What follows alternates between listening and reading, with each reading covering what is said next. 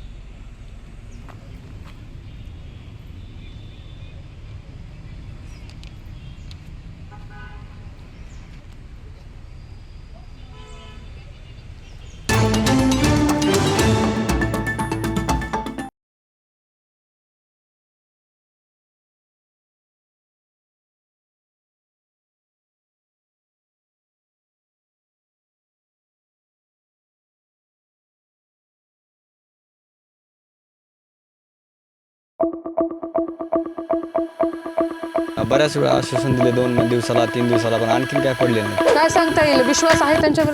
नाही, विश्वास नाही. 4 वेळेस आलो आम्ही त्या कारखान्यावर.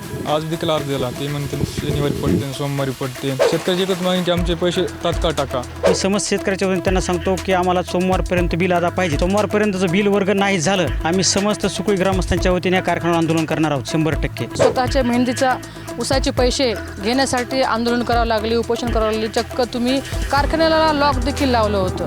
हे अजय बुरांडे सर, आमच्या गावातले ॲडव्होकेट श्रीनिवासजी मुंडे यांच्या नेतृत्वाखाली आम्ही 1-2-2.5 महिन्याखाली आंदोलन केलं होतं. बीड जिल्ह्याच्या परळी तालुक्यातील पांगरे या ठिकाणी उभारण्यात आलेला वैद्यनाथ साखर कारखाना म्हणून लोकनेते गोपीनाथराव मुंडे यांनी या ठिकाणच्या शेतकऱ्यांच्या भवितव्यासाठी आणि त्यांच्या भरारीसाठी जो आहे तो कारखाना उभा केला होता. मात्र मागच्या 3 वर्षापूर्वी हा कारखाना इतर लोकांनी घेतलेला आहे आणि त्या वैद्यनाथ साखर कारखान्याचं नाव जे आहे ते आता ओमकार शुगर प्रायव्हेट लिमिटेड असं करण्यात आलेलं आहे. मागच्या 3 वर्षापासून हा कारखाना पुनर्जीवित झालेला आपण पाहिलेला आहे. मात्र आता पुनर्जीवित झाल्यानंतर देखील लोकांच्या अपेक्षा ज्या आहेत ते पल्लवी झालेल्या होत्या. मात्र मागच्या 25-26 या गाळप हंगामातील शेतकऱ्यांची बिलं जे आहेत ते रखडलेली आहेत. आजतागायत ती बिलं रखडलेली आहेत. मात्र शेतकऱ्यांनी या बिलांसाठी वारंवार आंदोलनं केली, उपोषणं केली, कारखाना प्रशासनाला विनंत्या केल्या. मात्र प्रत्येक वेळेस कारखाना प्रशासनाने जे आहे ते या शेतकऱ्यांना समजून काढायचं काम केलं आणि वेळ काढण्याचं देखील काम केल्याचं सर्वांनी पाहिलेलं आहे. वारंवार या विषयावरती टाइम्स ऑफ मराठीने आवाज देखील उचललेला, शेतकऱ्यांच्या बाजूने ह्या बातम्या दाखवायचा देखील प्रयत्न केलेला होता. कारखाना प्रशासनाला देखील जबाब विचारायचा प्रयत्न केला. मात्र या संबंधित अनुषंगाने कारखाना प्रशासनाने कधीही जबाब देण्याचा प्रयत्न केला नाही. मात्र आता आपण पाहतोय की या अनुषंगाने साखर आयुक्त यांनी चक्क या कारखान्यावरती आता नोटीस बजावलेली आहे. अतिशय मोठी अशी बाब आहे. तब्बल 4,47,00,000 रुपयाची थकबाकी जी आहे शेतकऱ्यांच्या असल्याच्या ठिकाणी या नोटीसीच्या माध्यमातून समोर आलेला आहे. आणि मागच्या कितीतरी महिन्यापासून संघर्ष करत आलेला शेतकरी हा स्वतःच्या हक्काच्या पैशासाठी हा वंचित राहिलेला होता. मात्र आता या नोटीसीच्या माध्यमातून जे आहे ते साखर कारखाना प्रशासनाच्या आता धाबे दलालाचे देखील पाहायला मिळतं. आपल्यासोबत याच अनुषंगाने ज्यांचे शेतकऱ्यांचे पैसे रखडलेले ते शेतकरी उपस्थित आहेत. काय सांगता येईल आपल्याला, तुमचे पैसे हंगामामध्ये मागच्या रखडलेले होते, आजतागत पैसे नाही मिळाले, मात्र साखर आयुक्तांनी जे आहे आता नोटीस बजावलेली आहे. आम्ही 2-3 वेळेस इथं आंदोलन केलं, उपोषण केलं, तरी पण आमचे आणखीन पैसे भेटले नाहीत. आता आम्ही आताच जाऊन अर्ज देऊन आलात. शनिवारपर्यंत पडतील म्हणले खात्यावर. पण या अगोदर देखील असेच तुम्हाला आश्वासन दिले होते तुम्ही आंदोलन केले तेव्हा? बऱ्याच वेळा आश्वासन दिले 2 दिवसाला 3 दिवसाला, पण आणखीन काय पडले नाहीत. काय सांगता येईल, विश्वास आहे त्यांच्यावर? नाही, विश्वास नाही. 4 वेळेस आलो आम्ही इथं कारखान्यावर. आज देखील अर्ज दिला. ते म्हणते शनिवारी पडते, सोमवारी पडते. आता माझ्या बहिणीचं 4 महिने जगणं झालं आहे. हो, पत्रिका आहे. आणखी लोकांचे व्याजानं पैसे, लोक घरी दारात येऊन बसायत. लोकाला काय होतं आता आपण कारखान्याने आणखी 4 महिने झालं, 4-5 महिने झालं ऊसाचं बिल आणखी फक्त 1800 रुपये टाकले, बाकी थकबाकी राहिले 1150.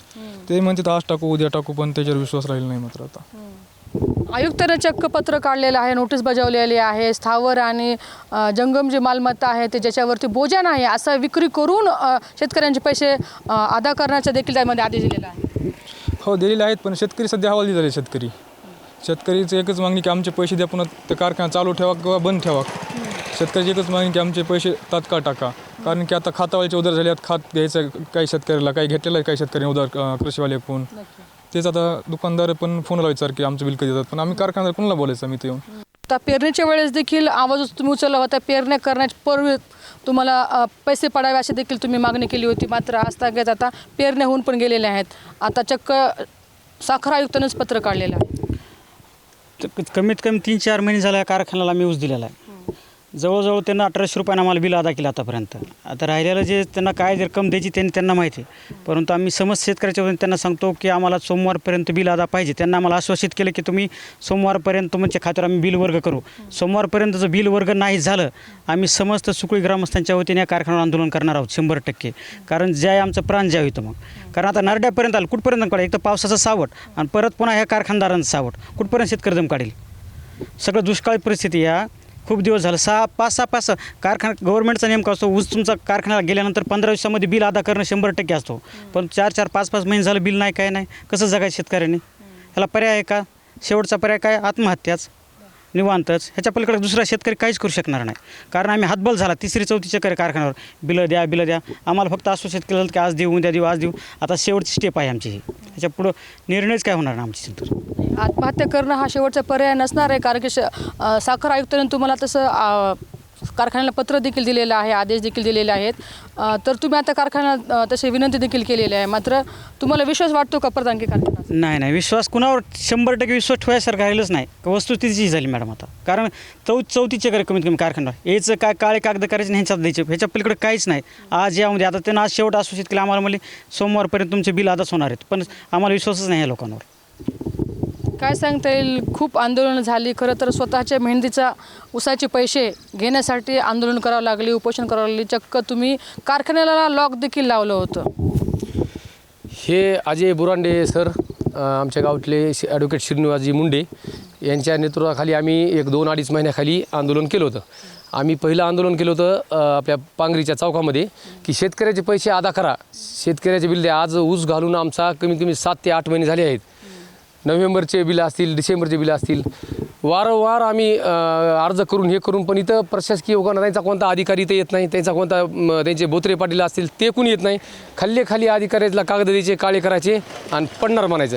पण नंतर आम्ही पुन्हा कुलूप ठोका आंदोलन केलं. कारखान्याच्या गेटला कुलूप हे करून आम्ही मोर्चा काढला, आंदोलन केलं. तरी पण तिथं आपले डिप्टी हे कलेक्टर साहेबांनी आदेश केला किंवा शेतकऱ्याची पेमेंट द्या. ह्यानं साखर आयुक्ताला चुकीची माहिती दिली की आम्ही पेमेंट दिलं आहे आणि आम्ही पेमेंट देत आहोत. पण साखर आयुक्ताला ज्यावेळेस कंप्लेंट इथून गेल्या, शेतकऱ्याच्या ऑनलाईन गेल्या असेल, कशा गेल्या असेल, त्यावेळेस आयुक्तांनी जे निर्णय घेतला, हा आयुक्ताला पण आमची अशी नम्र विनंती होती त्यावेळेस की तुम्ही निर्णय लवकर घ्या. तुम्ही चुकीची माहिती देत आहे की आम्ही एवढं हे झालं, ओंकार शुगरने आमचे बिलं एवढे दिलेत, डिसेंबरपर्यंत दिलेत, जानेवारीपर्यंत दिलेत.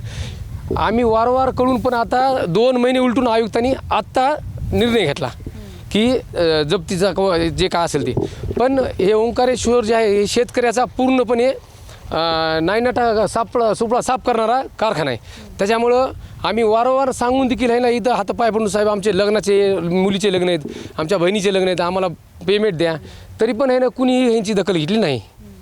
आणि आता हे आयुक्तानं जे निर्णय केला, आता हे शेतकऱ्याच्या हितासाठी निर्णय, चांगला निर्णय. फक्त आयुक्ताला एवढी विनंती आहे की तुम्ही फक्त शेतकऱ्याकडे बघा.